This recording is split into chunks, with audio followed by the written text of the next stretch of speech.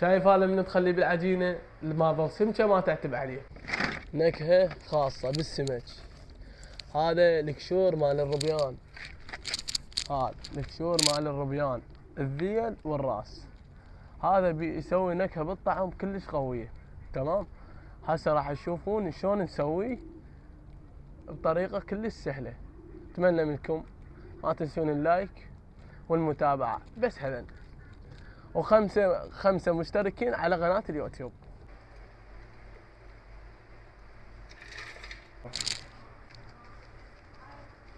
هاي شوفوا بس هاي اللي نريدها.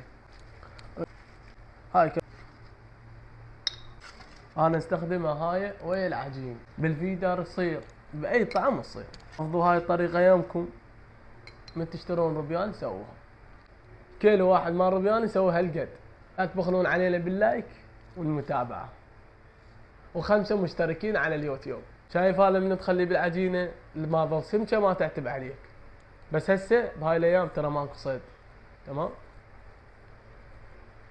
احتفظوا بيه.